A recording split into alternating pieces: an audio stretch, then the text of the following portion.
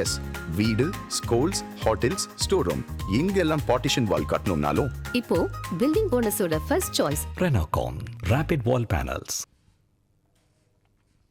உயர்நீதிமன்றத்தால் ஒப்பந்த பணி ஆணை வழங்குவதற்கு தடை விதிக்கப்பட்ட ஒரு திட்டத்திற்கு அடிக்கல் நாட்டுவதா என்று பாமக தலைவர் அன்புமணி கேள்வி எழுப்பியுள்ளார்.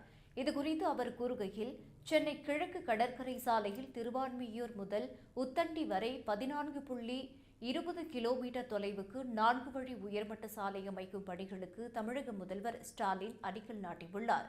திருவான்மியூருக்கும் உத்தண்டிக்கும் இடையே 2100 கோடி ரூபாய் செலவில் உயர்மட்ட சாலை அமைப்பதற்கான ஒப்பந்தமானது சென்ற ஆண்டு டிசம்பர் 24ஆம் தேதி ஹைதராபாத்தைச் சேர்ந்த KRN கன்ஸ்ட்ரக்ஷன் என்ற நிறுவனத்திற்கு வழங்கப்பட்டது.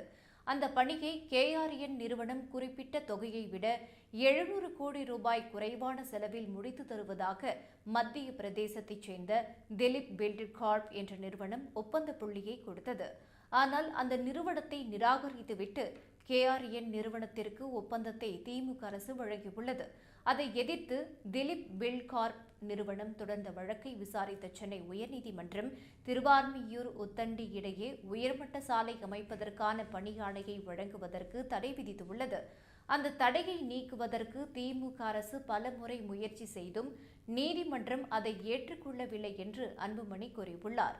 மேலும் ஒப்பந்த புள்ளி தொடர்பான அரசின் முடிவை எதிர்த்து திலீப் பில்ட்கார்ப் நிறுவனம் 5 நாட்களில் அரசிடம் மேல்முறையீடு செய்யலாம்.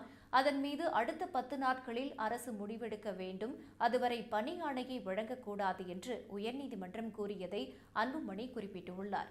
பாலத்திற்கான பணிகளை மேற்கொள்ள முடியாத சூழல் இருக்கும் நிலையில் அந்த திட்டத்திற்கு அடிக்கல் நாட்டுவது தமிழக மக்களை ஏமாற்றும் செயல் என்றும், ஊழல் செய்வதும் சாத்தியமற்ற திட்டங்களுக்கு அடிக்கல் நாட்டி மக்களை ஏமாற்றுவதுமே திமுகவின் வழக்கம் என்று அன்புமணி கடுமையாக சாடியுள்ளார்.